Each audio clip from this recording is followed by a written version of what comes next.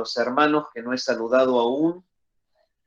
Les saludo en el Señor y doy gracias de que Él nos permita en esta mañana poder reunirnos para alabar al Señor y para poder estar bajo la palabra de Él. Les voy a invitar, amados, que busquen en sus Biblias la epístola del apóstol San Pablo a los Romanos, el capítulo 15. Epístola del apóstol San Pablo a los Romanos, el capítulo 15. Y vamos a leer desde el versículo 7 hasta el 33.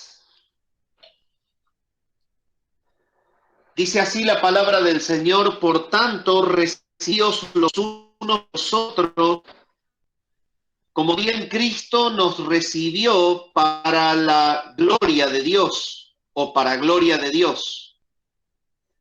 Pues os digo que Cristo Jesús vino a ser siervo de la circuncisión para mostrar la verdad de Dios, para confirmar las promesas hechas a los padres, y para que los gentiles glorifiquen a Dios por su misericordia, como está escrito: por tanto yo te confesaré entre los gentiles y cantaré a tu nombre. Y otra vez dice: alegraos gentiles con su pueblo. Y otra vez: alabad al Señor todos los gentiles y magnificadle todos los pueblos. Y otra vez dice Isaías: estará la raíz de Isaí y el que se levantará a regir los gentiles. Los gentiles esperarán en él. Versículo 13 de Romanos 15. Y el Dios de esperanza os llene de todo gozo y paz en el creer, para que abundéis en esperanza por el poder del Espíritu Santo. Pero estoy seguro de vosotros, hermanos míos, de que vosotros mismos estáis llenos de bondad, llenos de todo conocimiento, de tal manera que podéis amonestaros los unos a los otros. Mas os he escrito, hermanos, en parte con atrevimiento, como para haceros recordar por la gracia que de Dios me es dada, para ser ministro de Jesucristo a los gentiles, ministrando el evangelio de Dios, para que los gentiles les sean ofrenda agradable, santificada por el Espíritu Santo. Tengo, pues, de qué gloriarme en Cristo Jesús en lo que a Dios se refiere, porque no osaría hablar sino de lo que Cristo ha hecho por medio de mí para la obediencia de los gentiles, con la palabra y con las obras, con potencia de señales y prodigios, en el poder del Espíritu de Dios, de manera que desde Jerusalén y por los alrededores hasta Ilírico, todo lo he llenado del Evangelio de Cristo. Y de esta manera el Evangelio, no donde Cristo ya hubiese sido nombrado, para no edificar sobre fundamento ajeno, sino, como está escrito: aquellos a quienes nunca les fue anunciado acerca de él verán, y los que nunca han oído de él entenderán. Por esta causa me he visto impedido muchas veces de ir a vosotros, pero ahora, no teniendo más campo y deseando desde hace muchos años ir a vosotros. Cuando vaya a España, iré a vosotros, porque espero veros al pasar y ser encaminado allá por vosotros, una vez que haya gozado.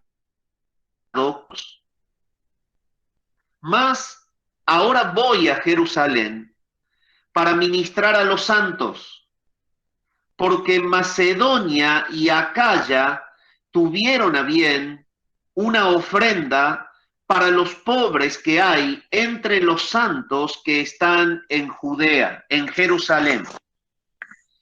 Pues les pareció bueno y son deudores a ellos, pues si los gentiles han sido hechos participantes de sus bienes espirituales, deben también ellos ministrarles de los materiales.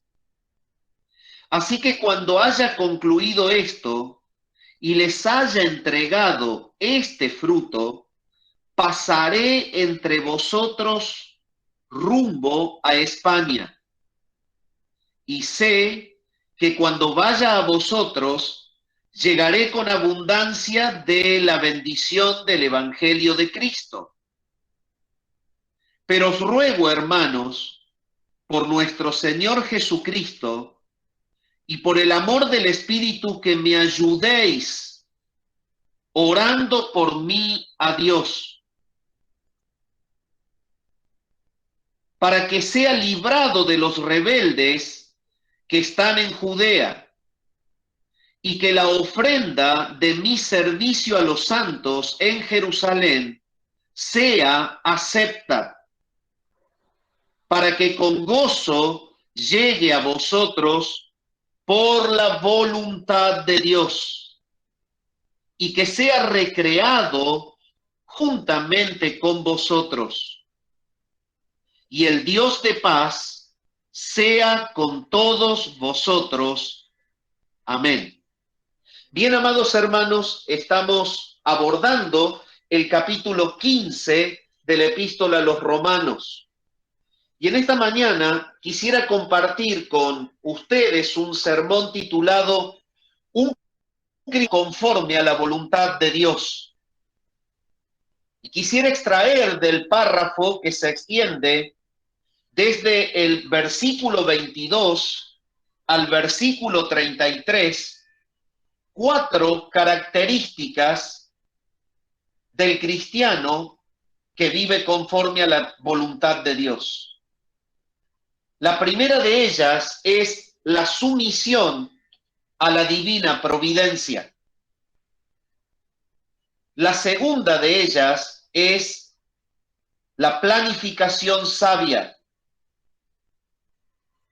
La tercera de ellas es prioridades ordenadas. Y la cuarta es dependiente de la oración. Estamos abordando un párrafo que tiene conexión directa con lo que venimos estudiando.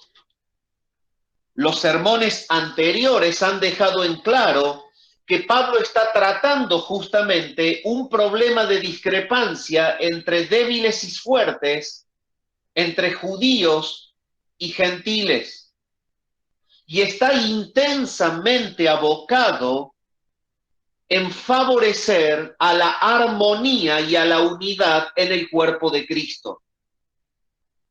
Viene tratando justamente del problema que tenían de que los judíos, siendo débiles por causa de su apego a las normas legales del antiguo pacto, tenían justamente el recelo de comer de lo sacrificado a los ídolos, acostumbrados justamente a todas las normativas que los llevaban a privarse de alimentos inmundos.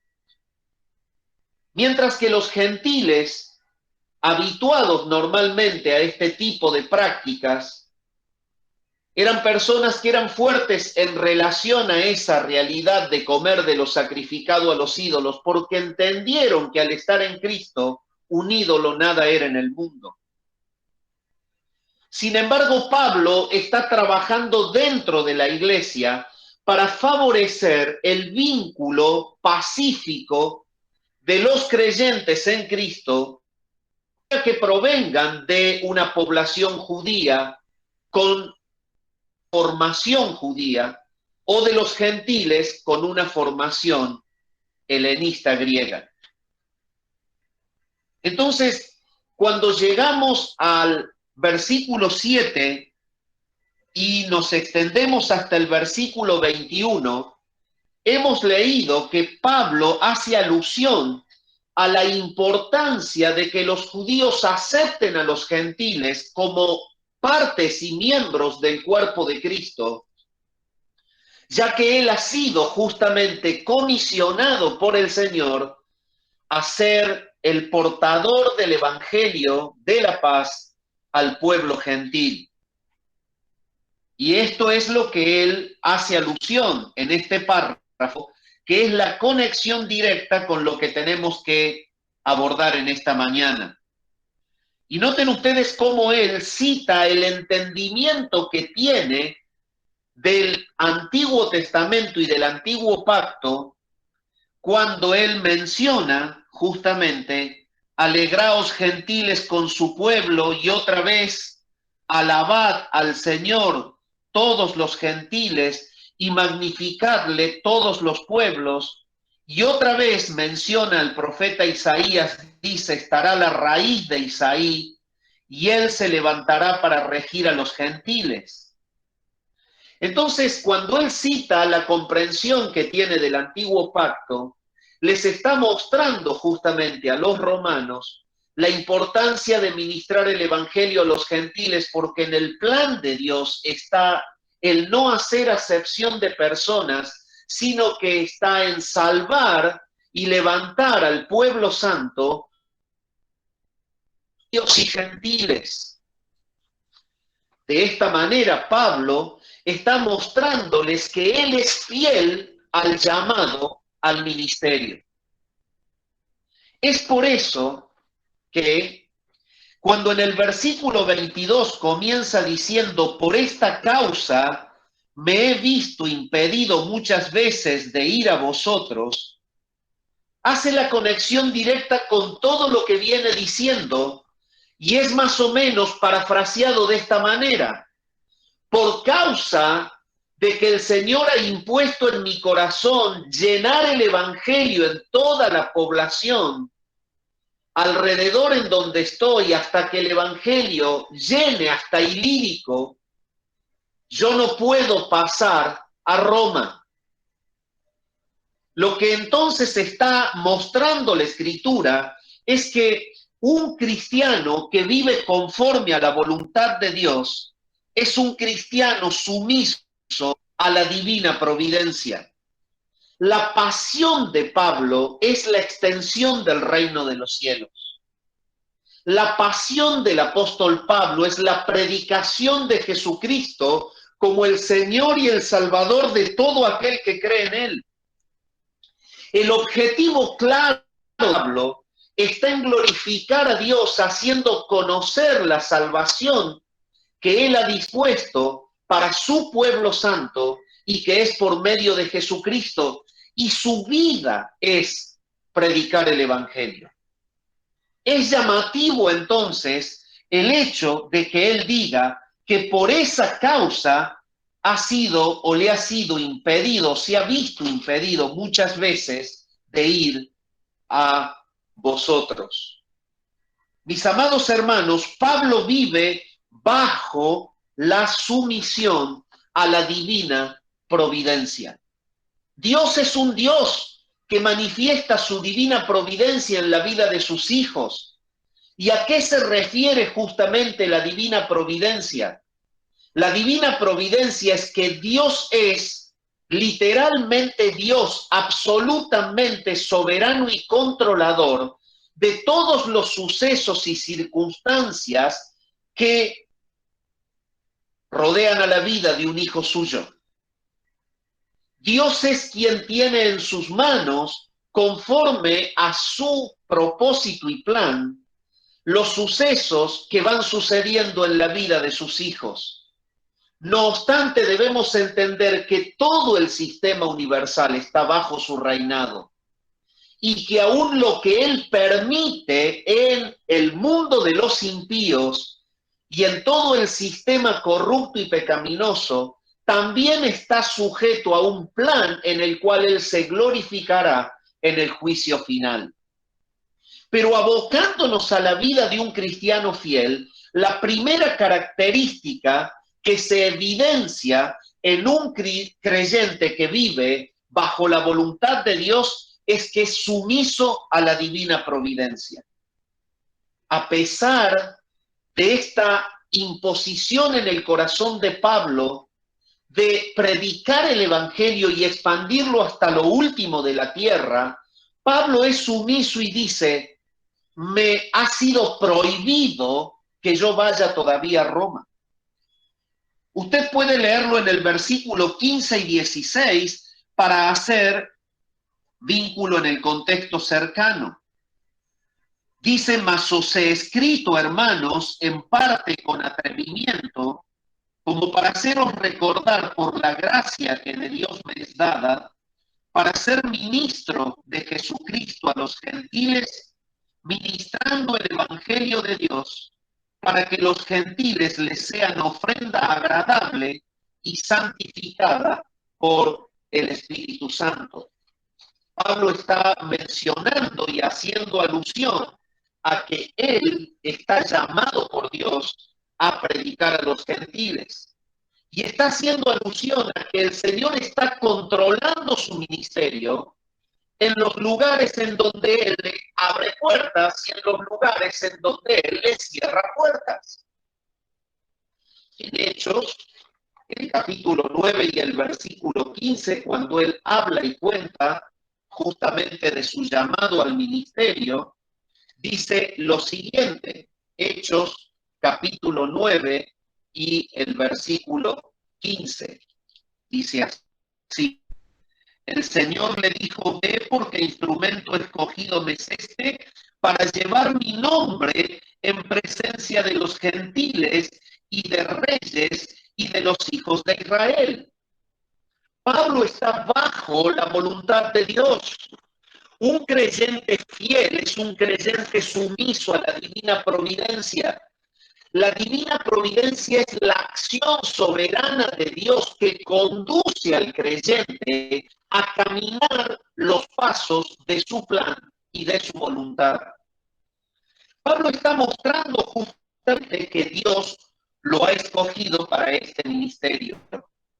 Y cuando llegamos al versículo 19 del capítulo 15, él habla de que él predicaba y que con potencia de señales y de prodigios, en el poder del Espíritu de Dios, de manera que desde Jerusalén, en donde él comenzó, y por los alrededores hasta Ilírico, yo lo he llenado todo del Evangelio de Cristo. Esto es que el Dios eterno en su divina providencia fue llevando a Pablo a llenar la zona alrededor de su estadía. Dios. Mis amados hermanos, esto es la divina providencia. Pablo está mostrando justamente que le ha sido impedido, él lo dice en el versículo 22.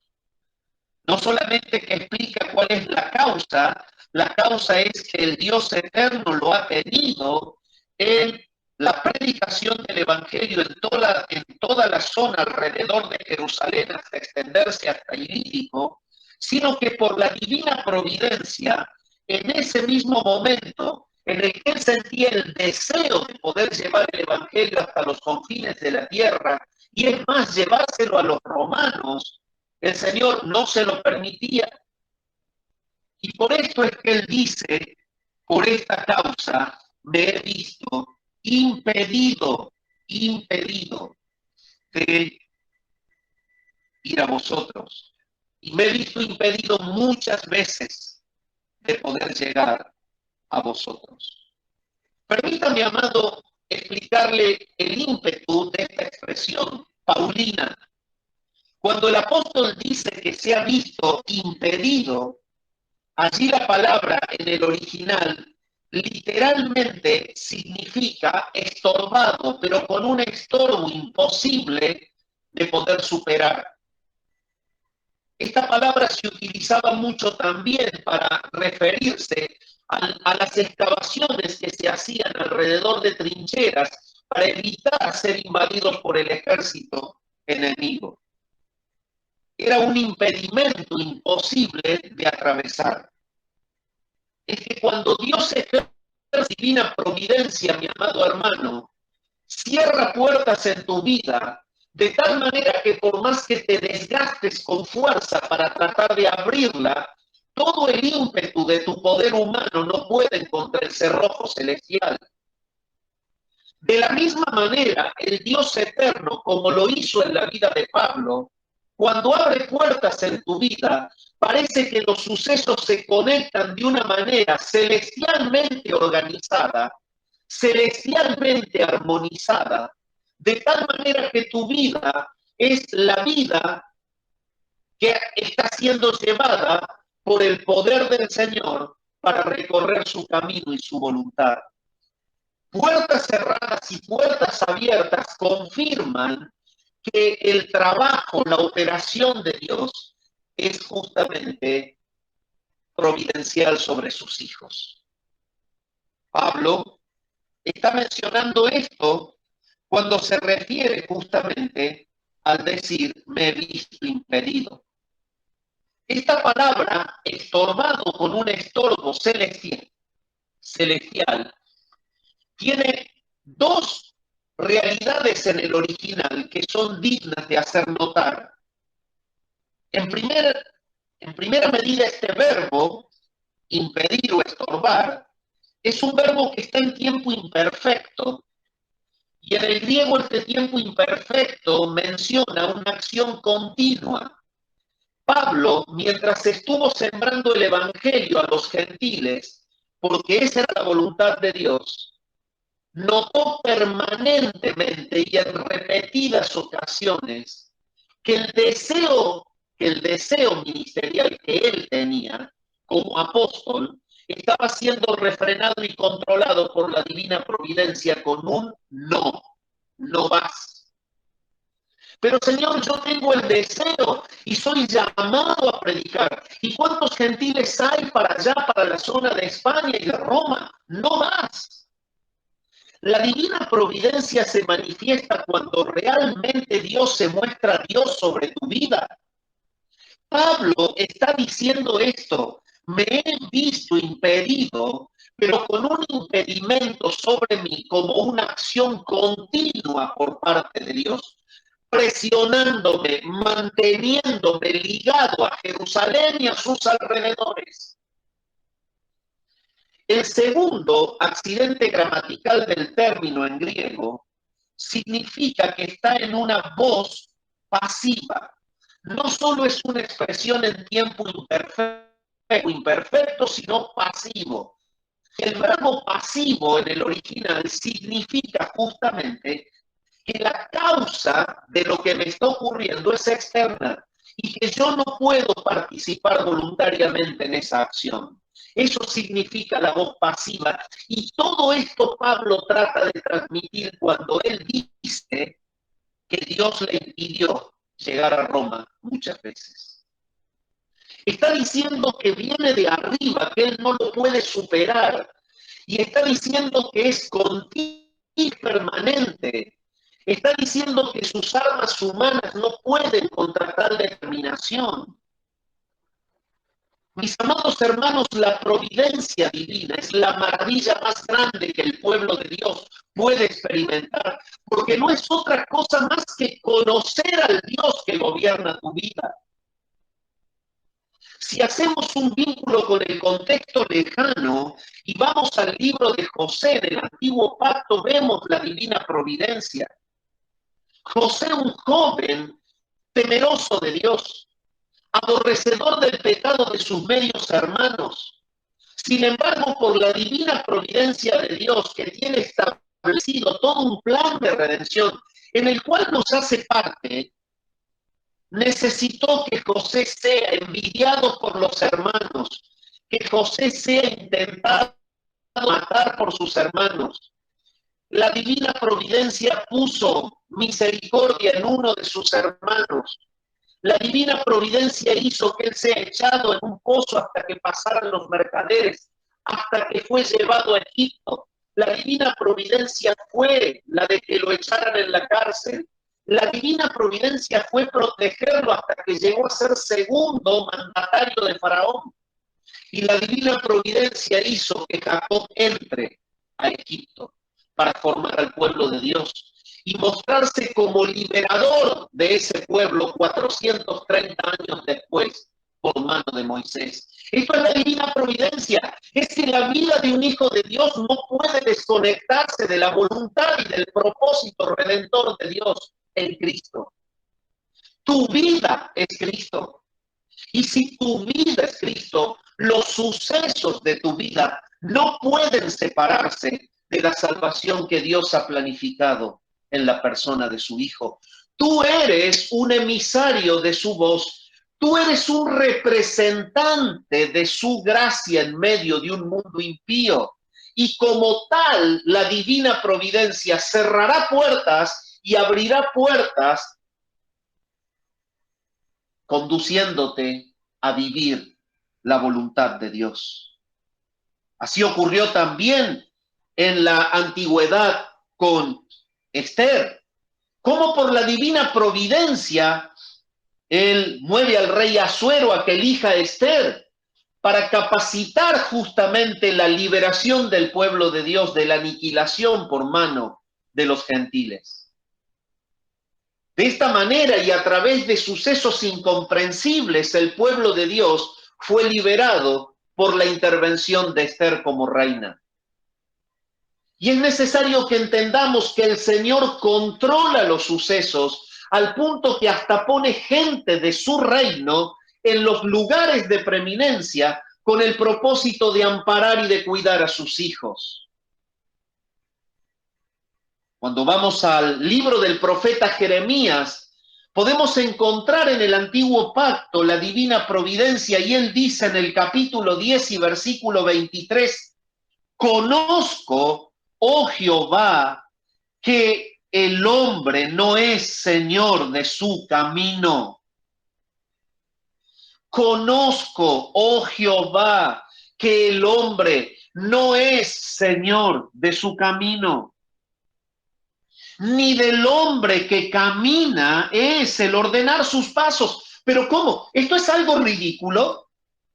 Si esto lo tuviese que analizar algún psicólogo, algún filósofo, trataría a esta persona de un humano de mente débil, que tiene una inmadurez emocional para enfrentar la propia vida. Algún otro podría decir que es un humano invadido por la herida de la vida y que en realidad no se aguanta la realidad de la existencia, por eso no genera su propio camino y no se hace cargo de su propia voluntad y no hace lo que quiere en este mundo, porque si es hombre debe hacer lo que se le antoja. No obstante, la visión que la Escritura nos da de nuestro vínculo con Dios es que cuando Dios nos salva, es absolutamente Señor, soberano y dueño de nuestra naturaleza, y la divina providencia es su acción permanente y continua, sobrenatural sobre nosotros, que va guiando nuestros pasos, camino de su voluntad y de su plan, sacándonos muchas veces del camino de nuestros. El profeta Jeremías dice, conozco Jehová que el hombre no es señor de su camino, ni del hombre que camine es el ordenar sus pasos. Salomón en su sabiduría en el capítulo 16 y versículo 9 de Proverbios dice, el corazón del hombre piensa en su camino, mas Jehová endereza sus pasos. Evidentemente que el Dios eterno tiene plasmado en su palabra que Él reina y gobierna sobre todo lo creado y que el camino de sus hijos está en sus manos. Mi amado hermano, Pablo quiso decir esto cuando expresó: por esta causa me he visto impedido. Él no está diciendo que él ha voluntariamente negado cruzar para Roma. Él no está diciendo que él voluntariamente ha decidido no llevar el evangelio a ese lugar. Él está diciendo que como fiel se sujeta a la divina providencia porque camina en la voluntad de Dios. Mi amado hermano, ¿experimentas frustraciones en los programas y propósitos que te has trazado en tu vida? Yo te invito en esta mañana a que tú consideres que estás vinculado al Dios eterno que gobierna tu vida a través de la divina providencia. Quisiste muchas veces realizar algo y el Señor no te lo permite. Te propusiste planes y propósitos y no los podés alcanzar. Te invito que en esta mañana te postres en adoración y que le digas: Señor, gracias por ser mi Dios. Señor, gracias porque si me cierras una puerta es porque tu voluntad es que mis pasos caminen en otro camino. El Señor te ha abierto puertas, ha confirmado que tu proyecto y tu propósito ministerial o del don en la iglesia está siendo bendecido. Y gózate porque la divina providencia te lleva por ese camino. ¿Te gozas en el Señor cuando las puertas se cierran?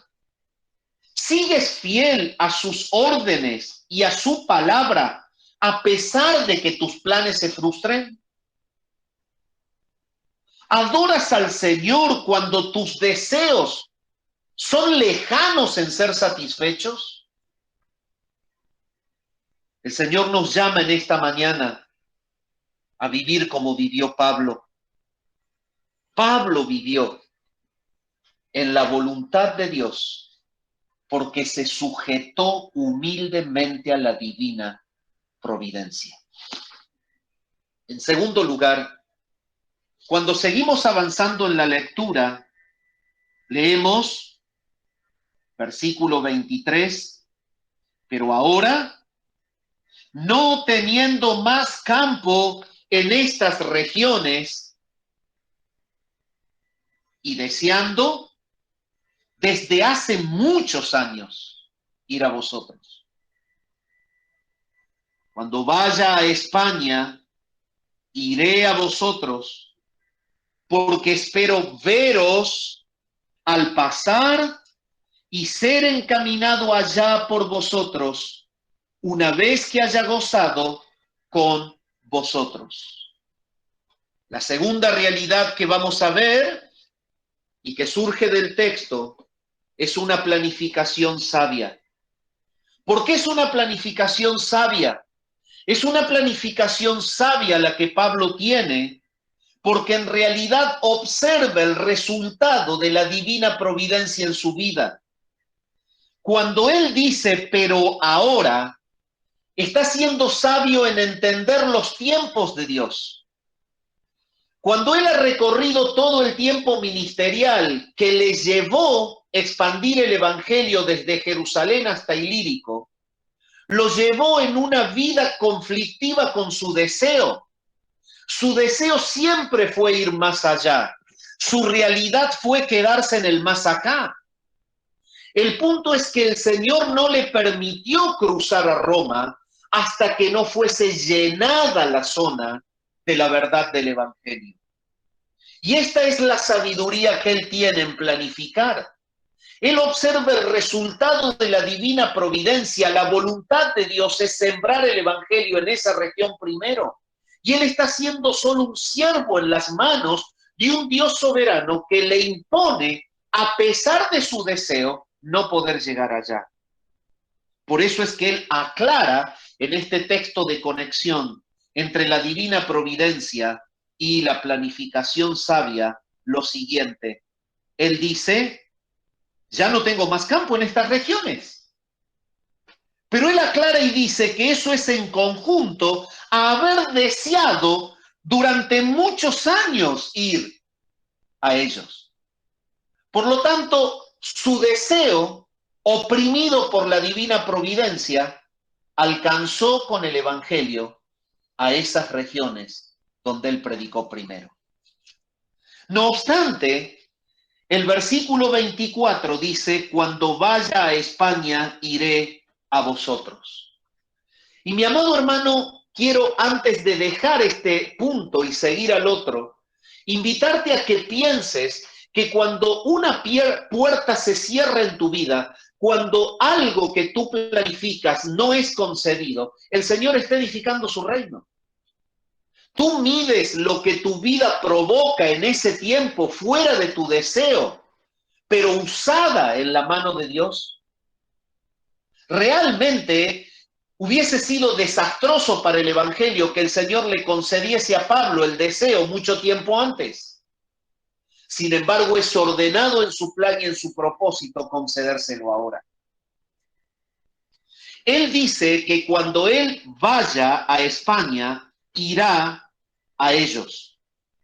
Porque él espera verlos al pasar y ser encaminado allá por ellos una vez que haya gozado con ellos. Es increíble ver cómo en la carta resalta que Pablo le escribe a personas que no habían sido vistas nunca por él. Y en realidad él planifica sabiamente porque se sujeta al tiempo de Dios y dice, yo voy a ir a ustedes cuando cruce para España. Iré porque espero verlos y espero ser encaminado por ustedes. Si vamos a Romanos capítulo 1, el versículo 10 al 13, van a ver que el apóstol Pablo tiene este deseo y esta planificación que está siendo controlada por Dios. Y no obstante hay un control de Dios sobre su vida, la planificación permanece firme.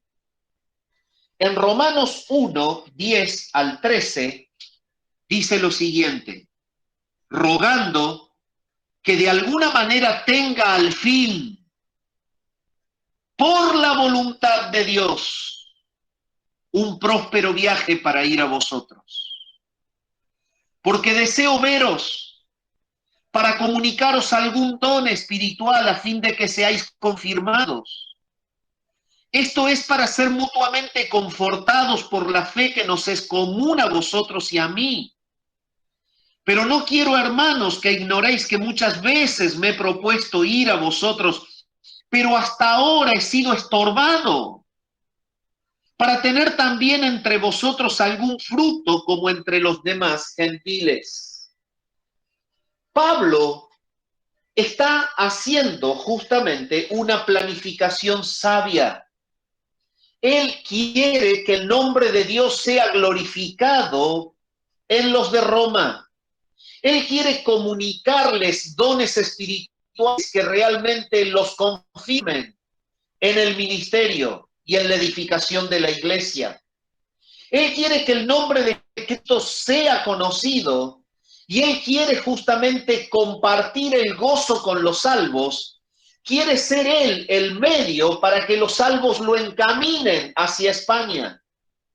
Esta era una costumbre en la antigüedad, como cuando llegaban los misioneros eran hospedados en la casa de los creyentes para justamente participar de la coinonía y del amor cristiano.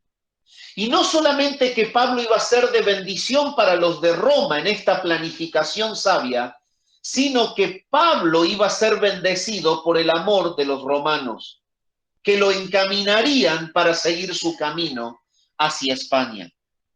Esta planificación sabia es tener planes sensatos y cuidadosos para servir a Dios. Y noten, mis hermanos, que nunca la planificación sabia en la vida de un creyente entra en conflicto con la divina providencia. No entra en conflicto con la divina providencia porque si tú planificas y si tú tienes una planificación futura para glorificar a Dios, La manera en la que nunca va a entrar en con la divina providencia es tu sumisión a su santa voluntad. Pablo dice en el capítulo 1 que le va a ser concedido conforme a la voluntad de Dios de una vez por todas el poder llegar a ellos. Y cuando vamos al capítulo 15, él lo vuelve a repetir. Él vuelve a mostrar que la voluntad de Dios era, al final, que vaya a ellos. Versículo 32. Para que con gozo llegue a vosotros por la voluntad de Dios. Tanto en el capítulo 1, donde se menciona su planeación ministerial, como en el capítulo 15, en donde ya prácticamente él se está despidiendo, la voluntad de Dios es el foco de su vida.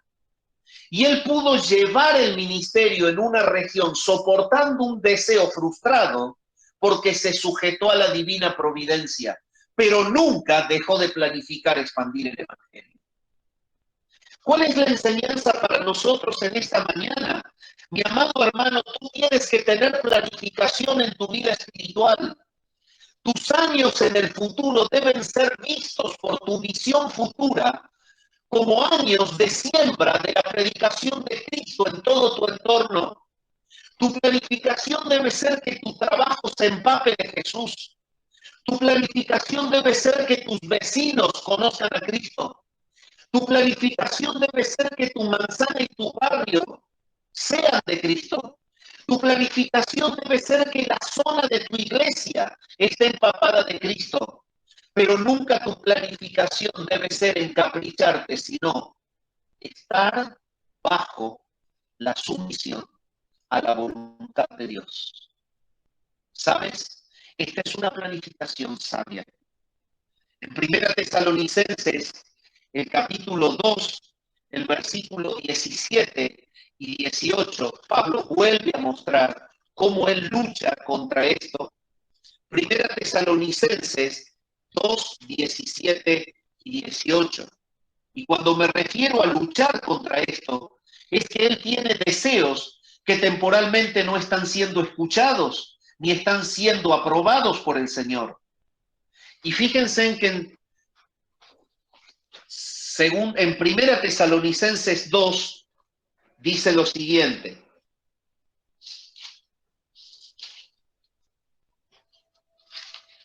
Pero nosotros, hermanos, separados de vosotros por un tiempo, de vista, pero no de corazón, tanto más procuramos con mucho deseo ver vuestro rostro.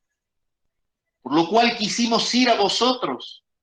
Yo, Pablo, ciertamente una y otra vez, pero Satanás nos estorbó. Y ahora usted dice, pero ¿cómo? Aquí surge otra cuestión. A la final, ¿lo estorbó Dios o lo estorbó Satanás? Mire, mi amado hermano, la divina providencia, cuando el Señor quiere justamente encauzar a sus hijos para que caminen su voluntad, Satanás permite, Dios permite muchas veces que Satanás se estorbe. Y no debemos nosotros asustarnos en cuanto a estas realidades, son bíblicas, la acabo de leer. El Dios eterno está usando aún de este medio, y en este caso es un siervo, Satanás, de los propósitos divinos, estorbando a que él pueda pasar a Tesalónica y predicar el evangelio. Sin embargo, lo que se deja ver en estas escrituras es que nunca este conflicto de soportar la divina providencia que está guiando a Pablo y oponiéndosele a sus deseos, nunca anularon sus planes sabios. Amado, tus planes y propósitos en el servicio deben ser en desempeñar tu don para ministrar a los hermanos y en desempeñar tu don para edificar el cuerpo de Cristo. No obstante, siempre sumiso a que el Señor te lleve,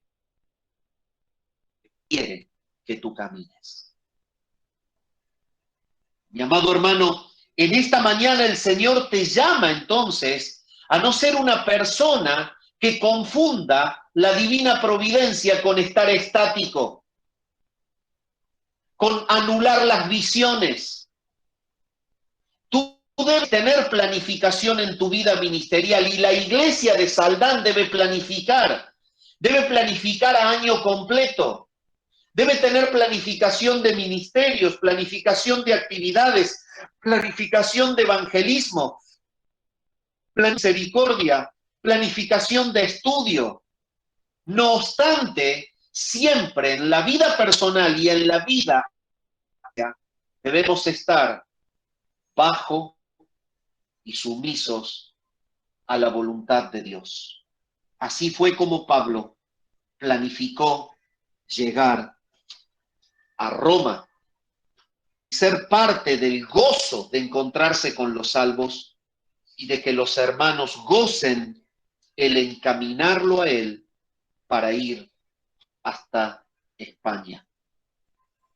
En tercer lugar, mi amado hermano, del texto se desprende otra característica de un cristiano a la voluntad de Dios.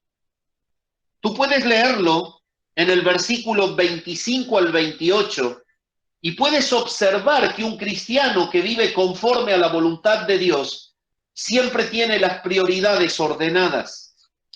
Dice así la palabra de Dios: mas ahora voy a Jerusalén. ¿Pero cómo? ¿Tanto quisiste ir a Roma? Él estaba escribiendo la carta en Corinto.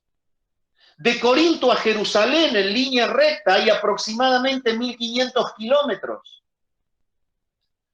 Esto es realmente como algo contradictorio. Y es contradictorio también si nos ponemos a ver de que justamente la zona de Jerusalén es la zona que él ya llenó del Evangelio. ¿A qué te volvés? Ahora que ya está lleno todo del Evangelio, ¿te vas a volver? Esa sería la manera, quizás lógica, en que podemos abordar esta frase del texto 25, perdón. Mas ahora voy a Jerusalén para ministrar a los santos. Versículo 26, porque Macedonia y Acaya tuvieron a bien hacer una ofrenda para los pobres que hay santos que están en Jerusalén. Pues les pareció bueno y son deudores a ellos. Porque si los gentiles han sido hechos participantes de sus bienes espirituales, deben también ellos ministrarles de los materiales. Versículo 28. Así que, cuando haya concluido esto y les haya entregado este fruto, pasaré entre vosotros rumbo a España. Parece algo insólito. Tanto tiempo deseó, ahora que puede se queda.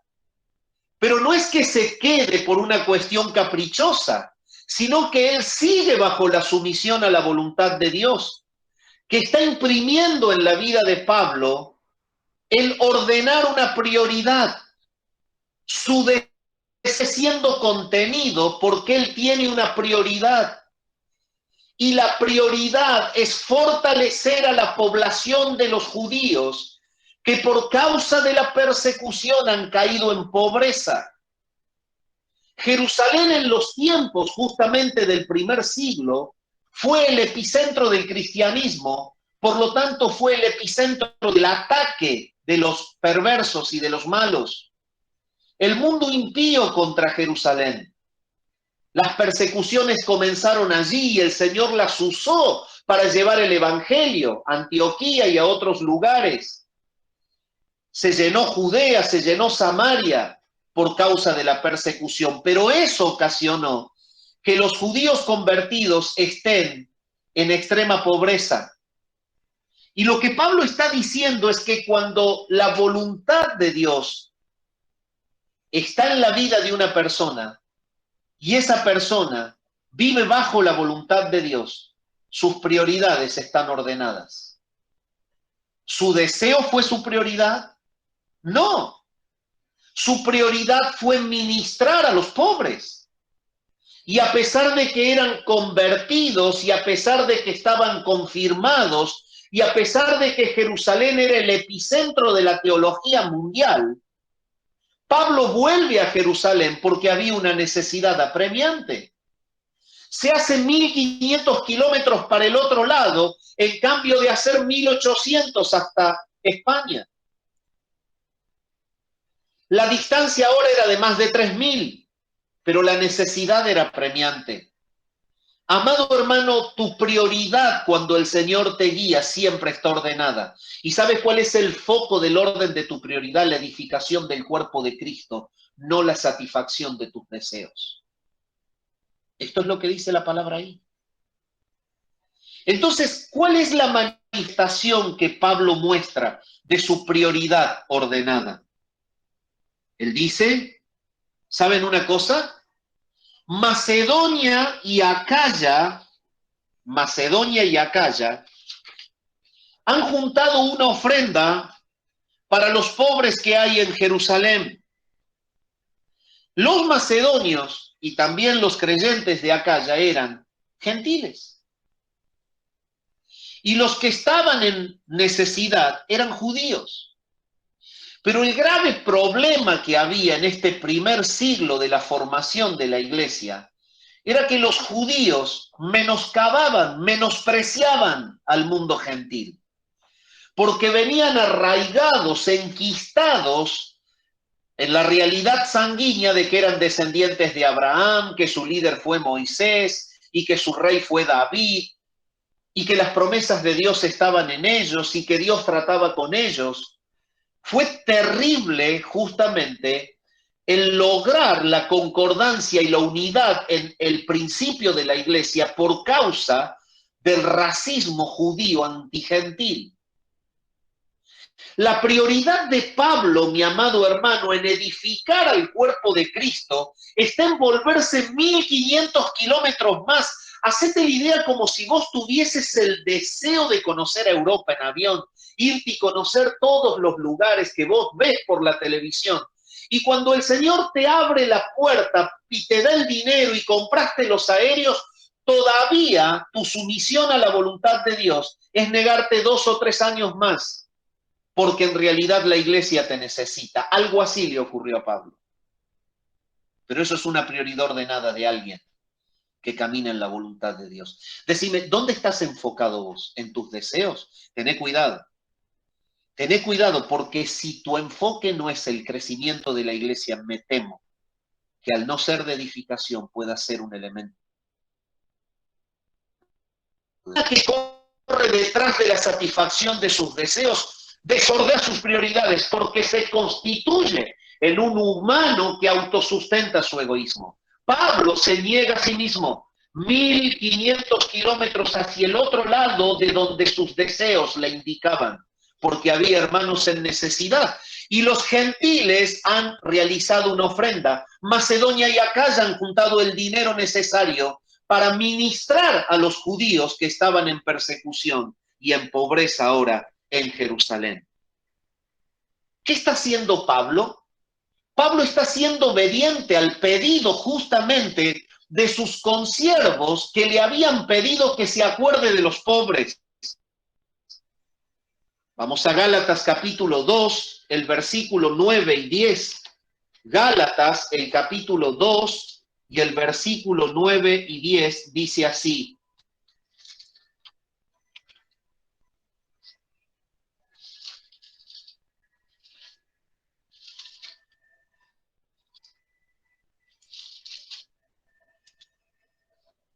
y reconociendo la gracia que me había sido dada, Jacobo, Cefas y Juan, que eran considerados como columnas, ellos eran en la iglesia de allí de Jerusalén, columnas, nos dieron a mí y a Pablo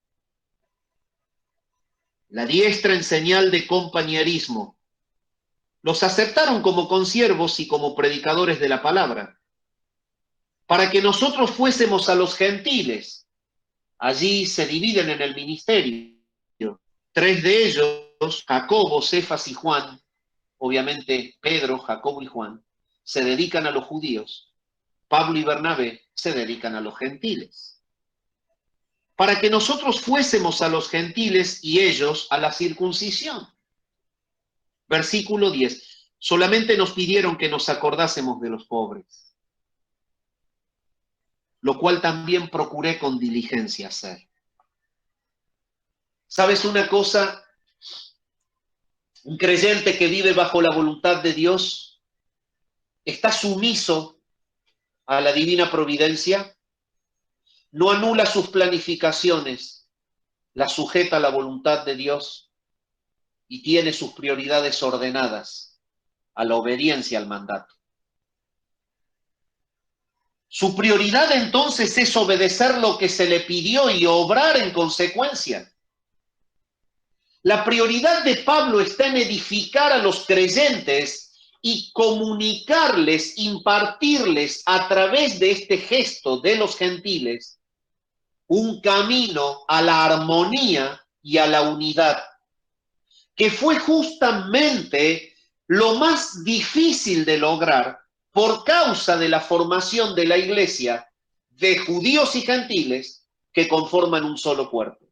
Ideologías diferentes, mentalidades diferentes, culturas diferentes, costumbres diferentes, convicciones diferentes, que deben unirse en un cuerpo que adore, que glorifique y que sirva a un único Dios vivo y verdadero. ¿Qué hace Pablo? ¿Cómo muestra su prioridad ordenada?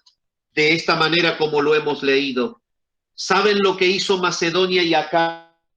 Juntó una ofrenda. Ellos son gentiles, los gentiles que ustedes rechazan, los que minimizan, los que humillan. Ellos juntaron dinero porque los aman. Ellos son sensibles al dolor de ustedes. Ellos siendo pobres, porque los macedonios eran pobres, han dado más allá de sus fuerzas para amarlos en este ministerio de dar. ¿Qué hace Pablo? Pablo sujeta su deseo al amor por la unidad. Tú quieres glorificar a Dios, mi amado, debes tener tus prioridades ordenadas en la voluntad de Dios, y la voluntad de Dios es vuestra edificación, la edificación de los creyentes del cuerpo de Cristo. Podemos ver cómo la palabra dice aquí, Macedonia y Acaya tuvieron a bien hacer una ofrenda. La palabra ofrenda es una palabra que se traduce del griego koinonía. Es una palabra que es muy conocida. La palabra koinonía siempre se la conoce como comunión o compañerismo. Vamos a tener una koinonía, dicen los hermanos, cuando se quedan a participar de algo después de una reunión. Lo notable es que Pablo usa este término, lo usa y Pablo lo escribe. Esta koinonía no era una cuestión de unirse personalmente con ellos, sino que era una koinonía material. La idea entonces que transmite el pasaje es que él les lleva una señal de compañerismo, de comunión a través del dinero. Y ustedes dicen, pero ¿cómo a través del dinero que haya una manifestación de koinonía y de comunión? Esto es lo que está diciendo la Biblia acá. Él les está diciendo, los de Macedonia y de Acaya, por más de que sean rechazados y muchas veces humillados por ustedes, están llevando una ofrenda de amor. Yo la llevo, ellos me la han dado. Y me voy a ir 1500 kilómetros para atrás a pesar de mis deseos, porque lo que yo quiero es que ustedes amen a la población gentil, porque ese es el cuerpo de Cristo. Ese es este pasaje. Esa prioridad ordenada hace que Pablo vuelva con esa ofrenda. Y esa ofrenda él la llama una koinonía. Al ofrente es justamente una manifestación de compañerismo. Ahora dice que esta ofrenda es para los pobres que hay entre los santos que están en Jerusalén. Y mi amado hermano, la koinonía de la ofrenda es dirigida a los santos que están en Jerusalén. Por lo tanto, Pablo sigue viendo el efecto de la santificación y está enfocado en su prioridad al cuerpo de Cristo, a los santificados en Cristo, que han quedado en esa zona y que a pesar de que el evangelio había sido sembrado y tenían una firmeza teológica preponderante sobre todo el mundo, estaban en una necesidad y son santos. Y Él les lleva la manifestación de compañerismo, les lleva una manifestación de restauración vincular por medio de los gentiles. Sin embargo, cuando seguimos leyendo, más abajo hay otra expresión estremecedora y dice así: pues les pareció bueno y son deudores a ellos, porque si los gentiles han sido hechos participantes de sus bienes espirituales, deben también ellos ministrarles de los materiales. ¿Qué está diciendo Pablo? La unión del cuerpo de Cristo es el tener en cuenta las bendiciones que el Señor nos imparte a través de los hermanos. Debemos aprender a encontrar de qué manera el Señor nos bendice por la vida de un hermano. En este caso, Pablo está viendo que es justa la actitud de los de Macedonia y de Acaya, porque ellos han sido bendecidos, porque él mismo les enseñó que el evangelio reposó primero en los judíos y que de allí el evangelio pasó a los gentiles. Él mismo les enseñó que primero el Señor se manifestó con señales y prodigios al mundo gentil y que pudieron conocer a Cristo porque los judíos lo conocieron primero. Entonces, judíos le impartieron a ellos el mensaje de la gracia. Fueron un canal de bendición para que lleguen a Cristo. Bueno, ahora ellos pueden ministrarle a los judíos en su tiempo de pobreza de los bienes materiales. Pero lo que resalta aquí es esto: mira la prioridad de Pablo. Pablo ve que hacer 1500 kilómetros para el otro lado, más allá de sus deseos, es cumplir un ministerio.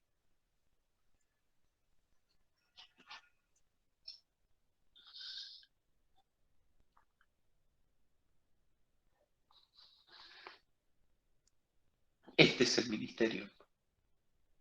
Ya les he hablado. Pero ahora los va a sostener. Tenían hambre.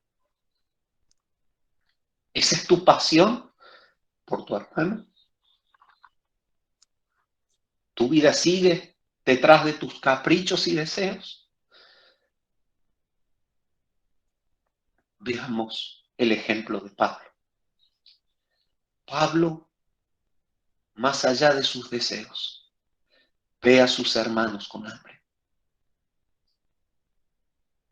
Primera Corintios capítulo 16, versículo 1, habla claramente de cómo es un verdadero ministerio impartir el amor a través de la ayuda. En el 16:1 dice: en cuanto a la ofrenda para los santos, haced también vosotros de la manera que ordené en las iglesias de Galacia. Él está viendo que la unión del cuerpo de Cristo entre judíos y gentiles, Dios la está propiciando a través del ministerio de llevar ayuda cuando ellos padecen necesidad. Es un ministerio. Por eso es que dice: deben ellos ministrarle ahora los bienes materiales. La palabra es liturgeo en el griego, es liturgia. Es un verdadero ministerio espiritual. Eso es lo que no entendemos. Mi amado hermano Pablo está enseñando que la unidad él la está justamente fortaleciendo porque vuelve a ministrar con bienes materiales un ministerio espiritual. ¿Cómo es que con bienes materiales ministra un ministerio espiritual? Sí, puede saciar la necesidad de los hermanos perseguidos, pero espiritualmente esto fomenta la unidad. Esta es la prioridad. Tu prioridad debe estar por sobre tu deseo. cuando vivís bajo la voluntad de Dios. Y tu prioridad es tu hermano. Tu prioridad es Cristo, el cuerpo de Cristo, la iglesia. El pastor MacArthur, cuando razona sobre esta realidad, concluye de esta manera: durante este periodo de tiempo del primer siglo, existía una unidad y desconfianza considerables entre creyentes judíos y gentiles. La ofrenda proveniente de gentiles de Macedonia y Acaya, que en su mayor parte eran pobres, fue un poderoso gesto de amor y de reconciliación con los empobrecidos santos que están en Jerusalén, y quienes en su mayoría eran judíos. Pablo tenía el firme compromiso de llevar esa ofrenda al lado de representantes de las iglesias gentiles que le habían dado, con el fin de promover la armonía dentro del cuerpo de Cristo. Este era el fin. Esa es la prioridad ordenada: promover la armonía en el cuerpo de Cristo por medio de esta ofrenda de amor. Mis amados hermanos, de esta manera la palabra nos viene mostrando estas características de un creyente que vive bajo la voluntad de Dios. Se sujeta a la divina providencia. En segundo lugar, tiene planes sabios, sumisos a la voluntad de Dios. Pero en tercer lugar, tiene prioridades ordenadas. Y sus prioridades son siempre perseguir los fines de Dios, edificar el cuerpo de Cristo para la gloria del Padre.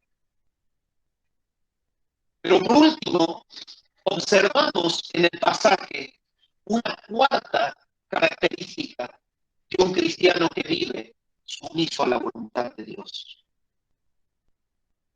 Acompaña el versículo 30 hasta el versículo 32. Romanos 15, 30 al 32 dice así: pero os ruego, hermanos, por nuestro Señor Jesucristo y por el amor del Espíritu, que me ayudéis orando por mí a Dios, para que sea librado de los rebeldes que están en Judea, y que la ofrenda de mi servicio a los santos en Jerusalén sea acepta, para que con gozo llegue a vosotros por la voluntad de Dios, y que sea recreado juntamente con vosotros, y el Dios de paz sea con todos vosotros. Amén. La cuarta característica de un creyente que vive bajo la voluntad de Dios es que es una persona dependiente de oración. El apóstol Pablo sabe que su travesía hacia Jerusalén estaba siendo estorbada por los ataques de personas rebeldes que se iban a encontrar en Judea. Y esto él lo sabía porque un profeta llamado Ágabo se lo había predicho. La palabra es clara cuando dice en Hechos capítulo 21, el versículo 10 y 11, lo siguiente. Noten ustedes, Hechos 21, 10 y 11.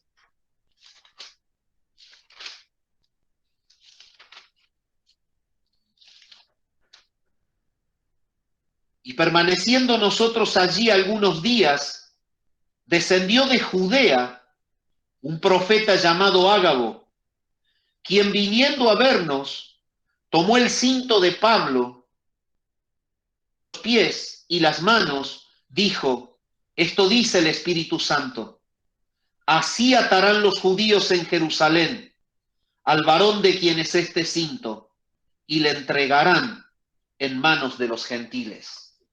¿Te das cuenta cómo la vida de un creyente que vive bajo la voluntad de Dios, vive bajo la divina providencia?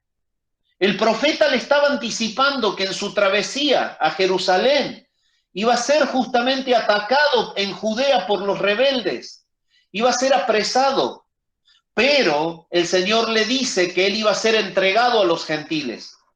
Y el Señor le está prediciendo que no va a morir en manos de ellos, sino que Él está guiando su camino para que esa ofrenda que tiende a unir el cuerpo de Cristo y a que los judíos bajen su orgullo y la acepten, y a que los gentiles en señal de amor muestren su reconciliación para con ellos, el Señor está guiando este ministerio de Pablo, poniendo en su corazón ir 1500 kilómetros hacia Jerusalén antes que satisfacer su deseo de ir para España. Y el Señor está mostrando que a pesar de que va a ser atacado, Él lo va a proteger.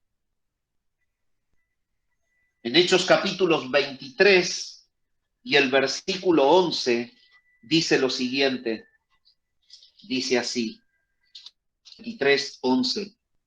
A la noche siguiente se le presentó el Señor y le dijo: ten ánimo, Pablo, pues como has testificado de mí en Jerusalén, ya había pasado la prueba, ya había entregado la ofrenda, ya había cumplido el propósito de Dios en contra de sus deseos, ya había servido y glorificado a su Señor.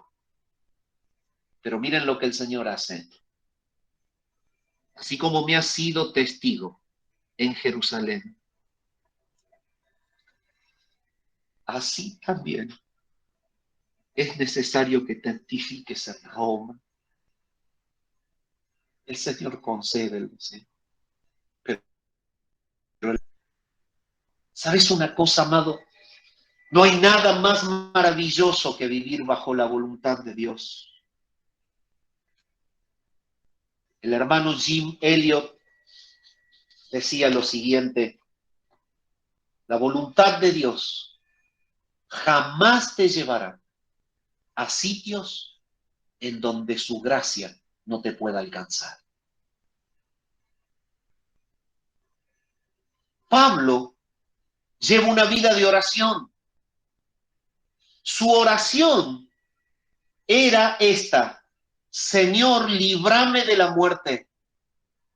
Señor, líbrame de la mano de estos que no me dejarán llegar a cumplir tu propósito.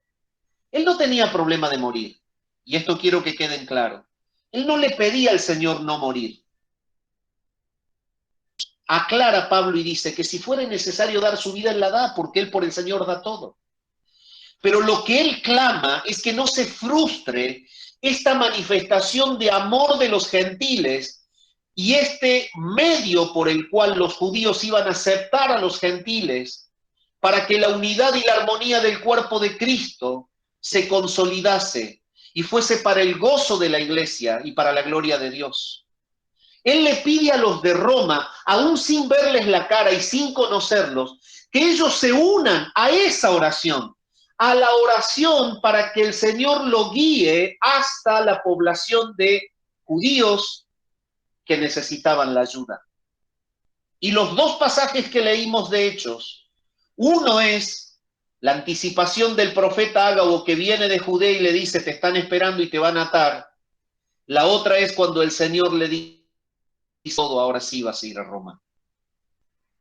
Mi amado hermano, vos no podés medir por qué el Señor no te permite tantas cosas que querés hoy. ¿Sabés cuándo vas a sufrir? Cuando el enfoque sea hacer tu deseo. ¿Sabés cuándo vas a adorar? Cuando el enfoque sea hacer su voluntad. Pregúntate hoy: ¿cómo puedo servir a mi hermano con los medios que tengo, en el lugar en donde estoy, en la situación en donde estoy? ¿Cómo puede mi vida edificar el cuerpo de Cristo? Eso es lo que Dios quiere para ti hoy. Pablo le pide a los de Roma que oren por él. Y él se los dice claramente. Él les dice: ayúdenme orando por mí a Dios. Él les pide 3 propósitos puntuales. Oren por mí en primer lugar para ser librado de los malos. Estos malos podían robar, eran saqueadores, personas impías, ladrones, hombres rudos, vacíos, huecos. La ofrenda de la iglesia podía quedar en manos de perversos. En segundo lugar, él pide que se logre la reconciliación por medio de esa ofrenda.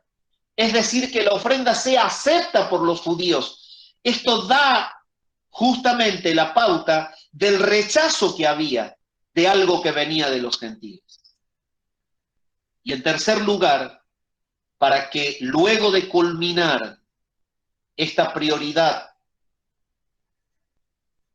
de llevar la ofrenda, pueda encaminarse y llegar a Roma. Cuando la palabra dice que me ayudéis, utiliza el término que literalmente significa agonizar. La palabra griega tiene en su raíz el término agonizar. Esto significa que la oración que Pablo estaba realizando no era la oración express para callar su conciencia o el amuleto cristiano que nos hace estar tranquilos. Era la vida de oración de una persona que depende de la voluntad de Dios. Era un clamor agónico de lucha en contra de su propio sentimiento y deseo, en contra de sus temores, pero era una agonía en oración en contra de un mundo impío y perverso, de un sistema corrupto y pecaminoso.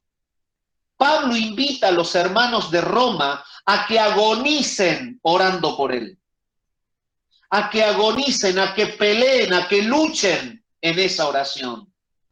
Amado hermano, el ministerio de alguien que vive bajo la voluntad de Dios y la vida de alguien que vive bajo la voluntad de Dios es una vida de constante agonía de oración, una agonía que nos lleva a luchar contra nuestra mente, una agonía que nos lleva a luchar contra nuestro propio pecado, una agonía que nos lleva a luchar con nuestras miserias, con nuestro alrededor, con los que se oponen, con un mundo que opera en contra nuestro. Pablo tiene que llegar con la ofrenda, pero lo espera una emboscada. Ágabo se lo ha dicho, y lo que él le pide a los romanos es: agonicemos delante del Señor para que el propósito de la unidad del cuerpo de Cristo se cumpla. Mi amado hermano, luchamos contra nuestra naturaleza en oración. Llevas una vida de oración para que el Señor te libre de caer en las garras de un sistema pecaminoso. Luchas contra el pecado y la maldad tuya y de los que te invitan a pecar en una vida de oración agonizante. Estás vinculado al ministerio, clamando con agonía que el Señor lleve a la iglesia de Saldán, de Villa Mercedes, de San Juan, de Lima, de todas las congregaciones, a que el reino de Dios sea proyectado para su gloria. Isaías capítulo 64 y versículo 7 muestra el resultado cruel de no orar. Y dice: nadie hay que invoque tu nombre, que se despierte para apoyarse en ti. No queda uno. Isaías en el pueblo no encontraba ninguno. Nadie hay que ore. Nadie hay que agonice en tu presencia, que reconozca que oramos entrando al trono de un Dios de divina providencia que controla todo lo que me ocurre. Nadie hay que se acuerde de levantarse a orar. Nadie hay que invoque tu nombre, que se despierte para apoyarse en ti. Por lo cual escondiste de nosotros tu rostro y nos dejaste marchitar en poder de nuestras maldades. En Santiago capítulo 5 y el versículo 16 dice que la oración eficaz del justo puede mucho, y lo que vemos es la respuesta de Dios. Pablo pudo llegar a Jerusalén. Fue golpeado, fue atado, fue entregado en manos de gentiles, pero entregó su ofrenda. Fue librado de la muerte y el Señor lo encaminó a Roma. a donde se encontró con los hermanos para ministrarlos allí. Amados, nuestra vida debe ser una vida de oración ferviente. Es la oración el medio por el cual Dios confirma nuestro ministerio, confirma nuestras, provee de la fortaleza necesaria para atravesar las pruebas, da claridad con respecto a nuestro paso futuro. Debemos llevar una vida de oración. Repasamos entonces cuáles son las marcas que el capítulo entrega de un creyente que vive la voluntad de Dios. En primer lugar, hemos visto que un creyente que vive bajo la voluntad de Dios vive sumiso a la divina providencia. No se mueve en base al impulso de los deseos, sino que se mueve en función al control de Dios, cerrándole puertas y abriéndole puertas. En segundo lugar, un creyente que vive bajo la voluntad de Dios siempre tiene una planificación sabia. La planificación sabia es enfocarse en la edificación del cuerpo de Cristo y no en la satisfacción de sus deseos. La planificación sabia es la que está siempre sujeta a la voluntad de Dios. Es la que nunca le impone a Dios que sea ya, ahora y como a mí me gusta, sino que tiene planificación, tiene proyección, pero siempre sujeta a la voz de Dios. En tercer lugar, el creyente que vive bajo la voluntad de Dios tiene las prioridades ordenadas. A pesar del deseo de Pablo, 1500 kilómetros hasta Jerusalén mostraron que la prioridad de él era edificar el cuerpo de Cristo, llevando un ministerio espiritual a través de una ofrenda material. Era la voz de los gentiles que se reconciliaban con los judíos, y era la aceptación humilde de los judíos de una ayuda de los gentiles, lo que lograba que la iglesia se edificara. Y en cuarto lugar, la oración dependiente. El Señor nos va guiando a mostrar a Cristo a donde nos vamos moviendo, con los medios que Él nos va dando, bajo las posibilidades que Él nos va otorgando. La oración es nuestra fortaleza y es la que nos ilumina y es la que nos guía. Mis amados hermanos, quizás en esta mañana pueda haber alguna persona unida que realmente aún no está bajo la providencia, la guía del Dios que guía a su pueblo a hacer su voluntad. Debo decirte que es Cristo el Señor de su pueblo. Debo decirte que es Cristo quien perdona el pecado. Debo decirte que es Cristo quien reconcilia con Dios. Debo decirte que Cristo pagó por la libertad de su pueblo santo y que solamente en Cristo, estando en Él, podemos experimentar este trato directo de guía de Dios a cumplir su santa voluntad. Si tú no estás en la voluntad de Dios, es porque vives en el pecado. Si tú no estás bajo la guía de Él como un hijo, es porque no lo eres.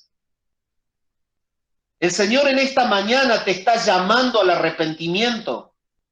Está diciéndote que Dios, Hijo, lo ha expuesto en la cruz. Ha cargado sobre sus espaldas el pecado del pueblo santo, de los miembros del reino, y ha descargado sobre él en las horas de cruz toda su ira justa por el pecado de cada uno de los miembros del pueblo santo, para imputar sobre cada miembro del pueblo santo la justicia que Cristo consiguió en la cruz.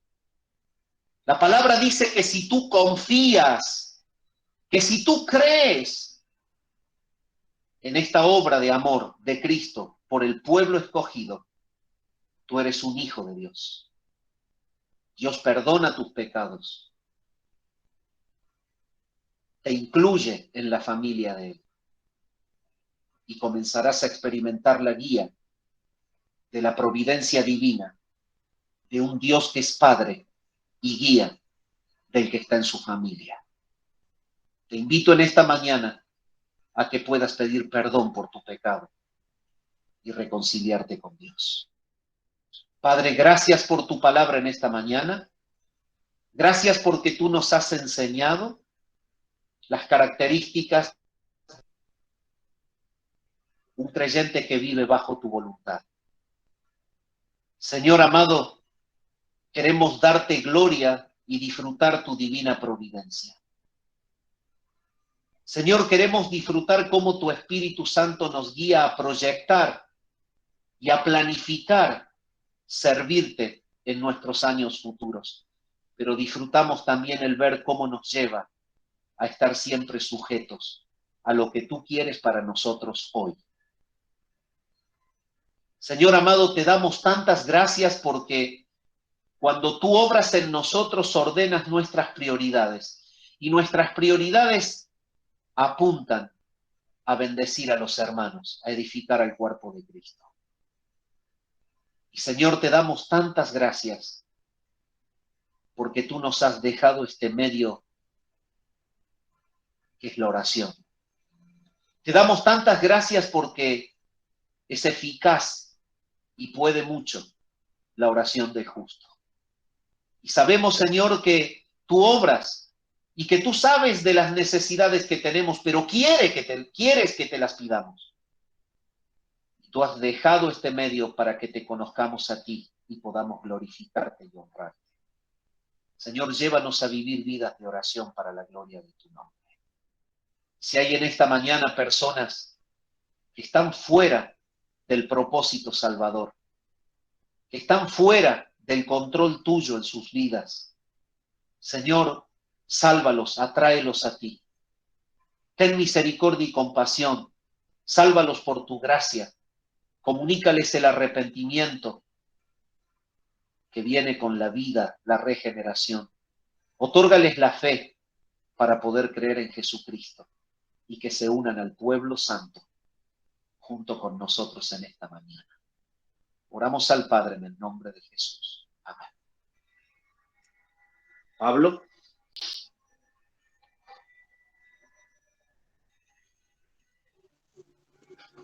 Gracias, Ariel.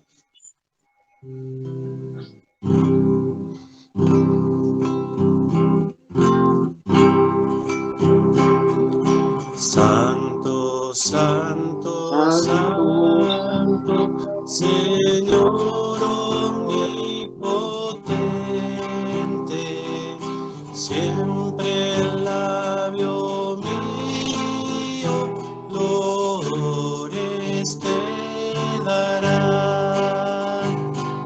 Santo, santo, santo, te adoro reverente, Dios en tres personas, bendita Trinidad. Santo, santo, santo, en numeroso coro, santos escogidos que adoran sin cesar.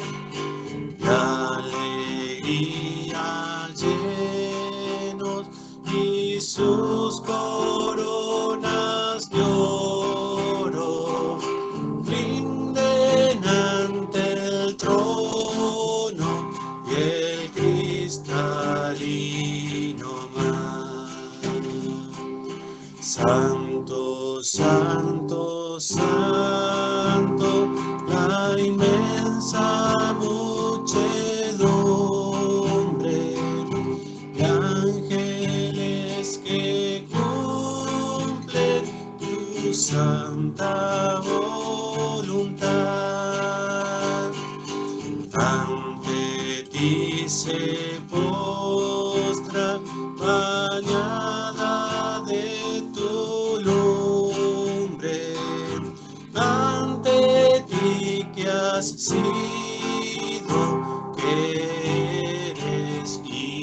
serás.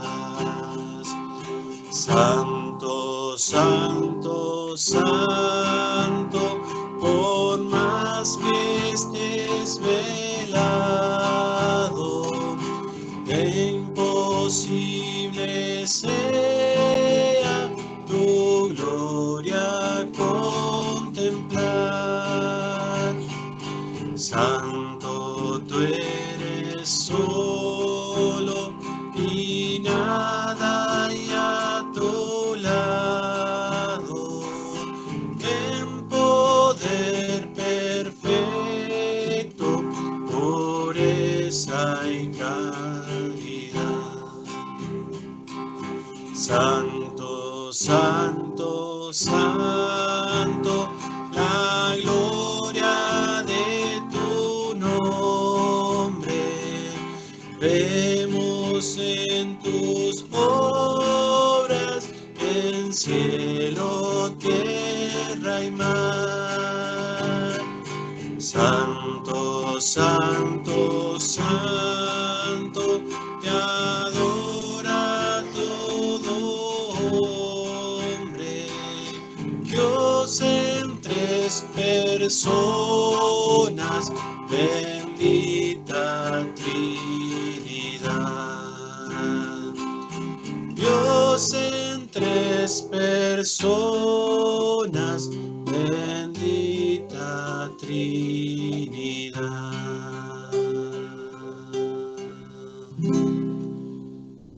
Gracias, Señor, por este domingo en el que podemos reunirnos. Gracias, Padre, por las alabanzas que hemos podido cantar. Gracias, Señor, por poder alabarte, por poder orar. Gracias, Señor, por los medios de gracia que nos has dado. Te agradecemos, Señor, en el nombre de Jesús. Amén.